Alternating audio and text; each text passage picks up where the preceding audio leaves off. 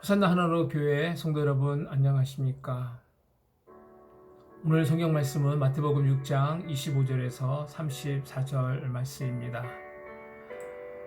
그러므로 내가 너희에게 이르노니 목숨을 위하여 무엇을 먹을까 무엇을 마실까 몸을 위하여 무엇을 입을까 염려하지 말라. 목숨이 음식보다 중하지 아니하며 몸이 의복보다 중하지 아니하냐. 공중의 새를 보라.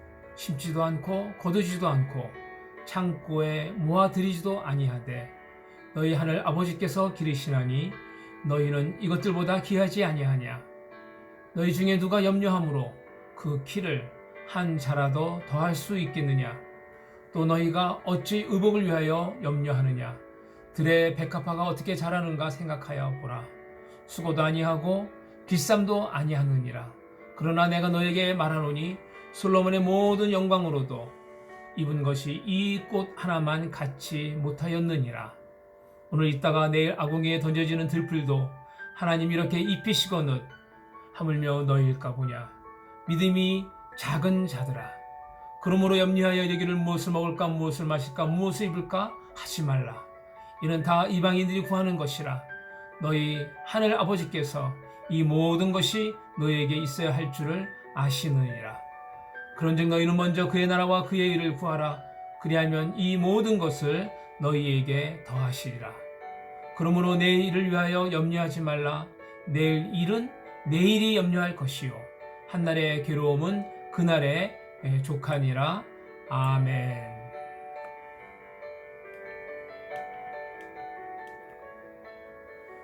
여러분, 벌써 한 달 넘도록 우리는 코로나 바이러스로 인해 교회에서 예배를 못 드리고 가정 예배를 드리고 있습니다. 오늘은 교회에서 예배 드리기를 간절히 바랬지만 코로나 바이러스가 지난주에 서울 근교에 있는 교회에서 확산이 되자 다시 교회에서 모이는 것이 좀 어렵게 되지 않았나 생각을 합니다. 서울 근교에 있는 은혜의 강 교회는 예배를 가정 예배로 드리지 않고 계속해서 교회에서 모였다 합니다.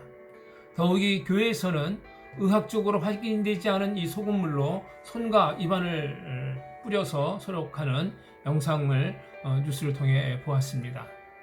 그런데 주일에 확진자가 이 교회에 예배에 왔었고 소금물 이 소독 때문에 오히려 성도들이 60명이 넘게 전염이 되었다 합니다. 그리고 그들의 가정과 이웃으로 다시 퍼지고 있는 상황입니다. 대구는 신천지 때문에 어려움을 겪었는데 이제 교회로 인해 지역 사회에 전파되고 있습니다.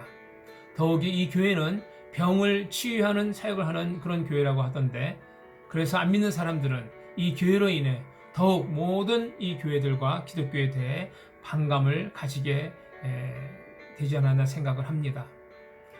기독교가 세상에 선한 영향력을 미쳐야 하는데 이번 사건은 유감스럽게도 그렇게 하지 못하고 반대의 경우에 예를 본 것 같습니다. 물론 교회에서 예배를 드리는 것은 우리 기독교인들에게 매우 중요합니다. 그러나 우리는 사회 공동체의 일원입니다. 우리가 속한 이 사회 공동체에 우리가 피해가 되지 않도록 해야 됩니다.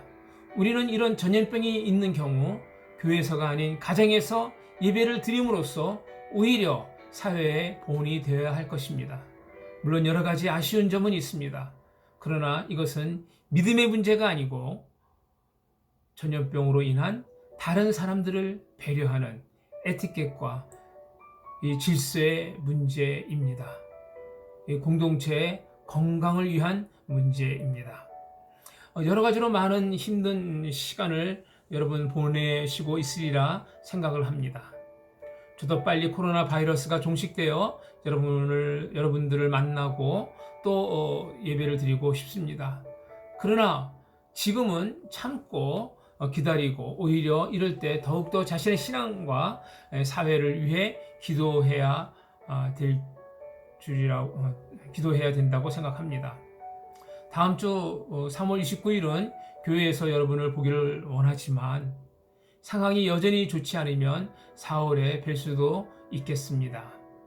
오늘날의 이 시대는 염려와 걱정의 시대라고들 합니다. 왜 그럴까요?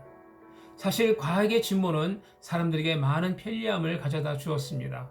스마트폰, 컴퓨터, 냉장고, 자동차, 비행기, 여러분 이런 것들을 보십시오. 그것들은 인류의 삶을 더욱더 편하게 만들어 주었습니다. 그러나 동시에 이런 편리함은 또 우리에게 염려와 걱정을 가져다 주기도 합니다. 사실 자동차가 없다면 아무도 자동차 사고에 대해 걱정하지 않을 것입니다. 그러나 오늘날 우리는 항상 이 자동차 사고의 염려와 걱정 가운데 살고 있지 않습니까? 얼마 전 미국의 한 신문사에서 20대 젊은이들에게 앙케이트를 했는데요. 그중 한 질문이 지금 당신이 가장 염려하는 것이 무엇인가 였습니다. 그들의 대답 가운데 가장 많은 대답은 무엇일까요? 놀랍게도 그들은 핵 전쟁이라고 대답했습니다. 원자폭탄이 그들을 걱정하게 만든 것입니다. 그러나 100년 전에는 아무도 이것 때문에 불안해하거나 걱정하지 않았습니다. 아니, 그런 것들이 있는 줄도 몰랐습니다.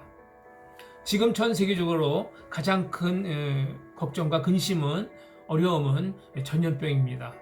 교통수단의 그 놀라운 이 발전은 전염병이 한 지역의 문제가 아닌 전 인류의 문제가 되었습니다.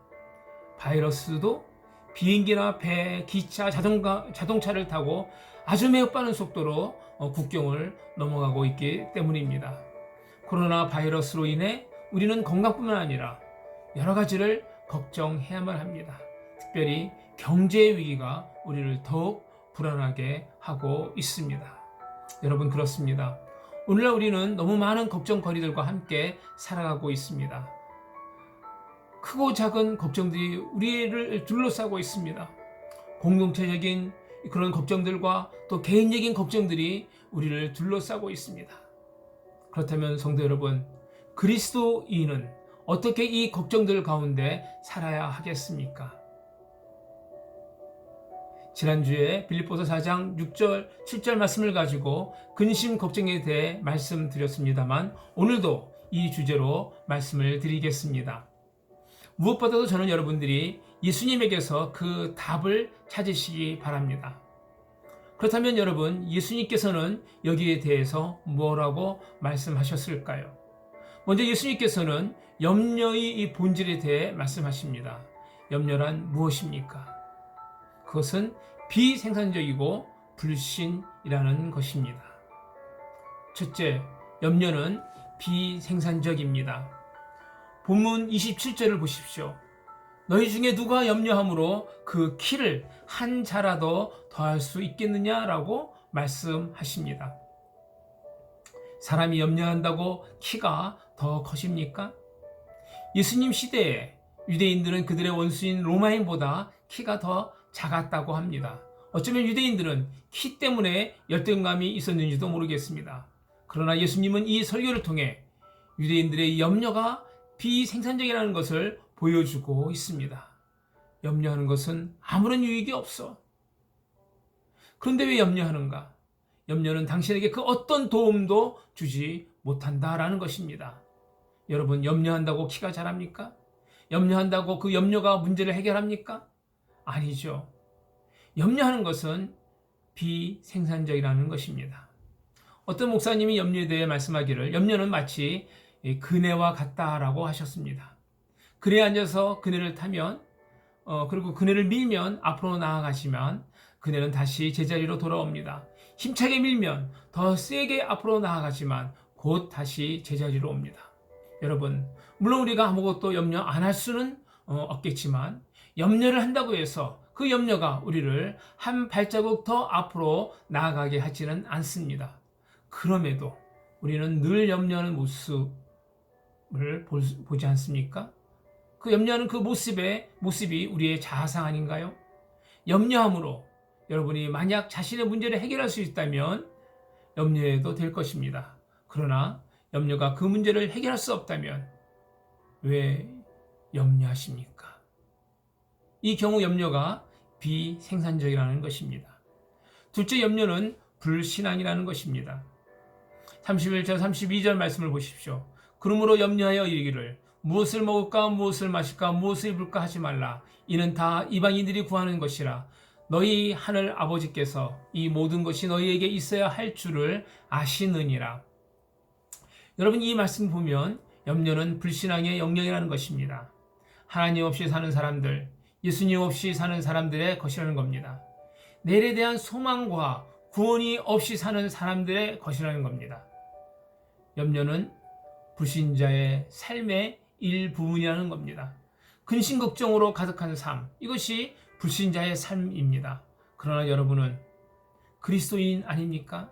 왜 염려하십니까? 여러분, 염려하는 사람들 안에 무엇이 있는지 아십니까? 네, 그것은 바로 불신입니다. 그들은 하나님을 믿지 않기 때문에 자기 스스로를 돌보아야 합니다. 하늘과 땅을 창조하고 나를 창조하신 하나님께서는 나를 위해 계획을 가지고 계십니다. 그분은 나를 돌보시고 내 인생에 들어오시기를 원하시며 나를 통치하시기를 원하십니다. 여러분, 우리가 이것을 믿는다면 왜 염려를 해야 할까요? 여러분, 염려는 변하지 않는 상황에 대한 반응입니다. 즉, 우리가 무엇인가를 심하게 염려하여도 그 염려함으로 상황은 조금도 나아지지 않습니다. 그러나 하나님을 믿는 믿음, 즉 하나님 앞에서 우리의 행동과 이 상황의 하나님 앞에서 우리의 이 행동은 상황의 변화를 가져올 수 있는 것입니다. 성도 여러분, 여러분은 하나님을 믿는 성도로서 어떻게 살고 계십니까? 정말 여러분은 믿음으로 살고 있습니까? 어떻게 이것을 우리가 알 수 있을까요? 네, 이것을 알 수 있는 한 가지 방법이 있습니다. 즉, 걱정이 닥칠 때 여러분은 무엇을 하고 또 어떻게 행동하십니까? 불신자처럼 염려하십니까? 그렇다면 하나님을 인정하지 않고 교회도 다니지 않은 불신자들과 어떤 차이가 있습니까? 성도 여러분, 염려의 시작은 믿음의 끝이지만 믿음의 시작은 염려의 끝입니다. 이 말은 염려의 불신앙을 강조하는 것입니다. 아마도 여러분은 묻고 싶을 것입니다. 그렇다면 우리는 어떻게 이 염려를 극복할 수 있겠습니까? 어떻게 염려를 안 할 수 있겠습니까? 우리 주 예수 그리스도께서는 오늘날 우리가 이미 읽은 이 성경 말씀을 통해 실제로 우리에게 말씀해 주십니다. 어떻게 우리는 이 염려를 극복할 수 있겠습니까? 첫째, 우리는 하나님의 통치를 확신해야 합니다. 26절을 보십시오. 공중의 새를 보라. 심지도 아니하고 거두지도 않고 창고에 모아 들이지도 아니하되 너희 하늘 아버지께서 기르시나니 너희는 이것들보다 귀하지 아니하냐. 새들조차도 하나님의 도우심으로 살아가는데요. 여러분, 우리들은요. 우리들이 그들보다 사실 더 귀하지 않겠습니까? 모든 것을 다스리시는 우리 주님은 하늘의 새도 먹이시는데 우리를 먹여주시지 않겠습니까? 하나님께서 우리를 다스리지 않겠습니까? 정말 여러분은 하나님의 통치를 믿으십니까? 만약 예수 그리스도께서 하늘의 독수리를 보아라 라고 그렇게 말씀하셨다면 우리는 물론 독수리는 힘이 있기 때문에 잘 살 수 있어, 독수리는 강한 새니까 라고 이렇게 생각할 수 있을 것입니다. 그러나 예수님은 하늘의 새들을 보라고 말씀하셨습니다. 이 새들은 작은 새들을 의미합니다. 예를 들면 참새와 같은 것들이죠. 그러나 하나님은 그 작은 새들도 돌보십니다. 작은 새 한 마리도 하나님 아버지의 뜻 없이는 땅에 떨어지지 않을 것입니다. 여러분은 어떻습니까? 그들보다 귀하지 않겠습니까? 성도 여러분, 하나님의 통치를 믿고 아무것도 염려하지 마시기 바랍니다. 둘째, 우리는 우리의 삶의 우선순위를 정하고 살아야 할 것입니다. 여러분은 염려를 극복하고 싶으십니까? 여러분은 염려를 이기를 원하십니까? 그렇다면 자신의 인생에서 우선순위를 정하시기 바랍니다. 33절을 보겠습니다. 그런즉 너희는 먼저 그의 나라와 그의 의를 구하라. 그리하면 이 모든 것을 너희에게 더하시리라. 여러분, 이 구절은 무엇을 의미합니까? 우리 믿는 자들이 무엇을 먼저 추구해야 합니까? 그것은 바로 하나님의 나라입니다.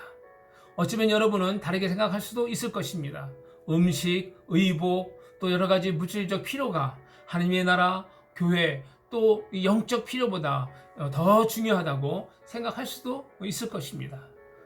생각해 보십시오, 목사님. 음식이 없고 돈이 없고, 그런데 어떻게 하나님을 먼저 믿을 수 있습니까? 어떻게 교회 다닐 수 있습니까? 어떻게 성경 공부할 수 있습니까?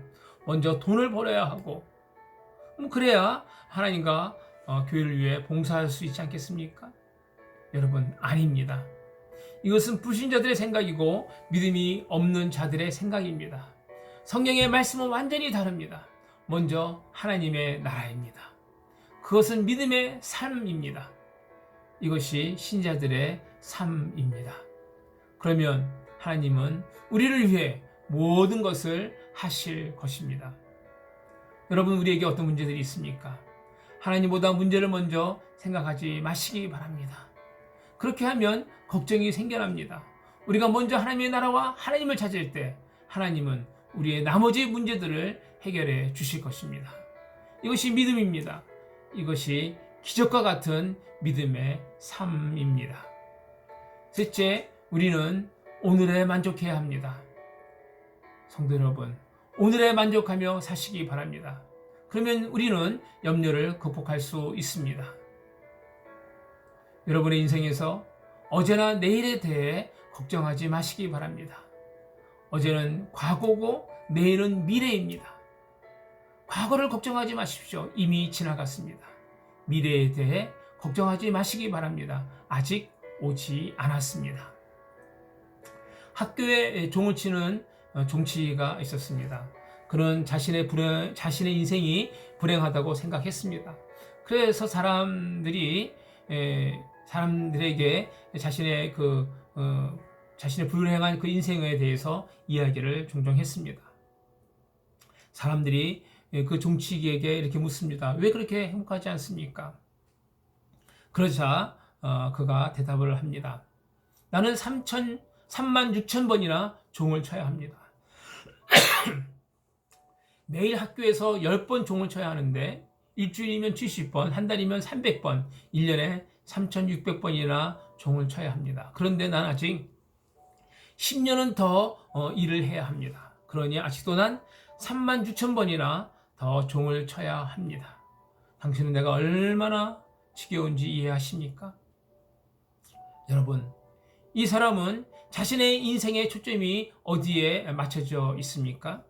오직 미래입니다. 그러자 한 사람이 그에게 조언을 합니다. 사랑하는 종치기요, 하루에 10번만 종을 치시기 바랍니다. 그리고 그 10번도 각각 한 번씩만 치십시오. 성도 여러분, 여러분의 관심은 어디에 있습니까? 염려하는 대신 하나님께 기도하시기 바랍니다. 우리에게는 전능하신 하나님이 계십니다. 하나님은 우리를 도와주시기를 원하십니다.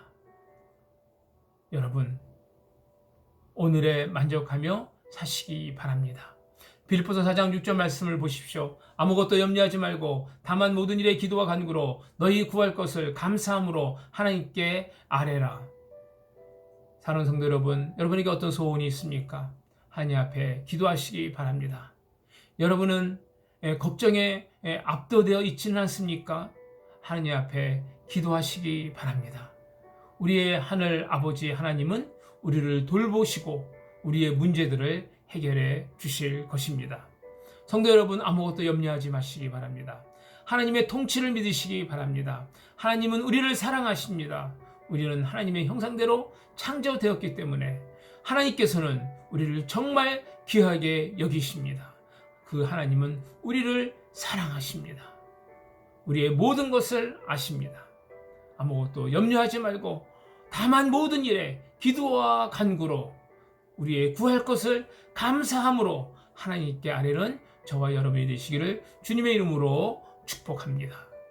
아멘. 기도드리겠습니다. 사랑이 많으신 주님, 감사를 드립니다. 오늘도 저희들이 가정에서 예배를 드리고 있습니다. 아버지 하나님, 우리의 이 가정 예배를 축복하시고 저희들에게 저희들과 함께하여 주시옵소서. 코로나 바이러스로 인하여 정말 온 사회가 전 세계의 모든 이 삶의 영역에서 어려움을 겪고 있습니다. 주님, 이러한 어려움에서 저희들을 구원하여 주시옵소서. 속히 코로나 바이러스가 종식될 수 있도록 은혜를 더하여 주시옵소서. 경제적으로, 사회적으로, 건강적으로 어려움을 겪고 있는 사람들 아버지 하나님 붙잡아 주시고 위로해 주시고 새 힘을 허락하여 주옵소서. 우리의 가정을, 우리의 이 직장을 우리 주님 축복하여 주시고 더욱더 주님을 의지하며 나가는 저희들이 될 수 있도록 함께하여 주옵소서. 감사드립니다. 예수님의 이름으로 기도드렸습니다. 아멘. 네, 성도 여러분, 한 주 말씀과 함께 지내시면서 하나님의 은혜를 더욱더 경험하는 그런 한 주가 되기를 간절히 바랍니다. 아멘.